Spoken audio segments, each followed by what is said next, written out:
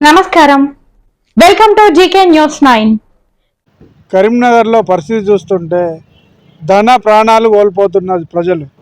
ధన ప్రాణాలంటే హాస్పిటళ్ళల్లో ఒక రోగం కోసం అడ్మిట్ అయితే వాళ్ళ ధనం పోతుంది, వాళ్ళ ప్రాణాలు పోతున్నాయి.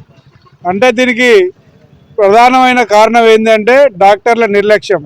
డాక్టర్లు ఒకటే మన డబ్బు కోసమే ఆశిస్తున్నారు తప్ప సేవాభావం అనేది ఎక్కడా లేదు.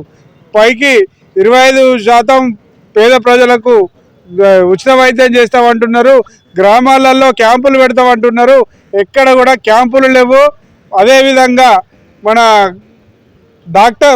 డిఎంహెచ్ఓ గారు తనిఖీకి వెళ్ళినప్పుడు వాళ్లకు ఎలాంటివి కూడా చూపించడం లేదంట.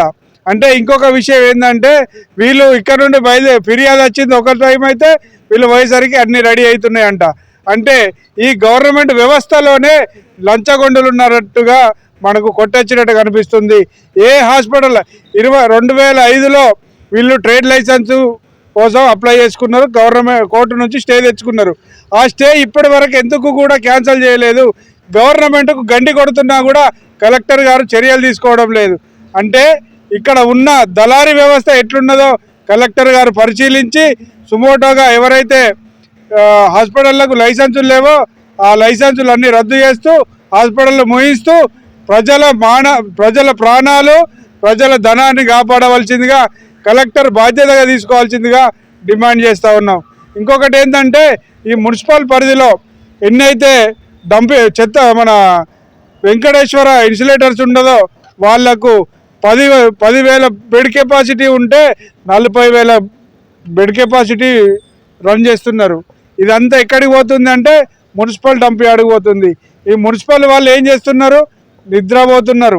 కాబట్టి కలెక్టర్ గారు వెంటనే చర్యలు తీసుకుంటూ కరీంనగర్లో పరిస్థితులను మెరుగుపరచాల్సిందిగా కోరుతున్నాం. కరీంనగర్లో హాస్పిటల్ మాఫియా జోరుగా కొనసాగుతుంది. మనుషుల ప్రాణాలు కూడా సైతం దోపిడీకి గురవుతుంది. ప్రాణాలు పోయినప్పటికీ కూడా బేరాలు మొదలవుతున్నాయి. రాజకీయ నాయకుల యొక్క పోతుబలంతో హాస్పిటల్ కొనసాగుతున్నట్టుగా ఎక్కడ ఏ సంఘటన జరిగినా కానీ అక్కడికి రాజకీయ నాయకులు వారి యొక్క అనుచర వర్గం వచ్చి బేరాలు మొదలు పెడుతున్నారు. మరి పోలీసు వాళ్ళకు కంప్లైంట్ ఇద్దామా అంటే పోలీసు వాళ్ళు కంప్లైంట్ తీసుకొని పోస్ట్ మార్టం అని సివిల్ హాస్పిటల్లో వారేస్తున్నారు. అదంతో అయ్యేది లేదు, పోయేది లేదు. వాళ్ళే అంటారు మేమేం చేయగలుగుతాము, మా ఒక శాంతి భద్రతలు కాపాడలే కనుక మేము చేసే పని గింతే అని అక్కడికి వెళ్ళే ఆందోళన కాకుండా చూసే పని పోలీసు వాళ్ళది. మేము కలెక్టర్ను ఫిర్యాదు చేస్తున్నాం. కలెక్టరే దీనికి తండ్రితో సమానమైన ఈ జిల్లాను కాపాడే బాధ్యత. ఇలా హాస్పిటల్ మాఫియా అన్నది చాలా దారుణంగా ఉన్నది. మొన్ననేమో ఐఎంఏ అధ్యక్షురాలు శైలజ గారి హాస్పిటల్లో ఒక 45 ఏళ్ళ ఆమె గర్భసంచిలో గడ్డ పుట్టిందని అక్కడికి పోతే ఆమెకు ఆక్సిజన్ అందక, అదే కాకుండా ఆపరేషన్లో 4 సార్ల కరెంటు పోవడం అన్నది జరగడం. అంటే ఈ మాదిరిగా తూటీలతోటే మనిషి ప్రాణాలు పోయినాయి. వైద్యుల యొక్క నిర్లక్ష్యం కనబడుతుంది ఇక్కడ. అదే కాకుండా అనెస్థియా కూడా అక్కడ ప్రాబ్లం కనబడుతుంది. ఇలా నిన్న చూసినట్టయితే 3 నెలల బాబు పుట్టినప్పుడే 3 కిలోల బాబు, మంచిగా హెల్తీగా పుట్టిన బాబు, ఆ బాబు హాస్పిటల్కు చెవుపోటుతో వస్తే చెవుపోటు పేరుతో ఓపీ బేస్డ్ పేషెంట్ను అడ్మిట్ చేసుకున్న తర్వాత చెవుపోటుకు ఇంటి మందులు ఇస్తే అయిపోయేది. అటువంటి దాన్ని వారు కడుపులో ప్రాబ్లం ఉండొచ్చని కడుపుకి స్కానింగ్ చేయించి, అంటే ఈ స్కానింగ్లు చేస్తే వీళ్ళకు కమిషన్లు వస్తాయి.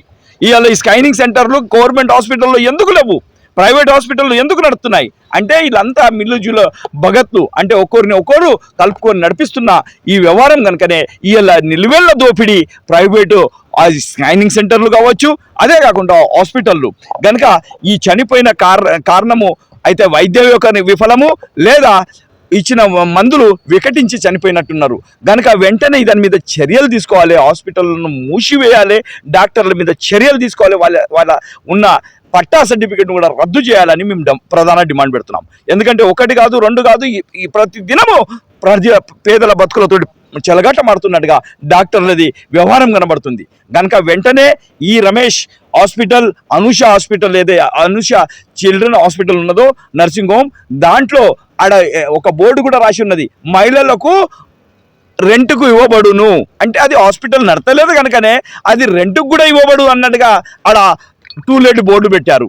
అంటే ఇలాంటి కుళ్ళిపోయిన వ్యవస్థ అన్నది ఇక్కడ కొనసాగుతుంది. కారణం ఏంటంటే వీళ్ళకి ట్రేడ్ లైసెన్స్లు లేవు.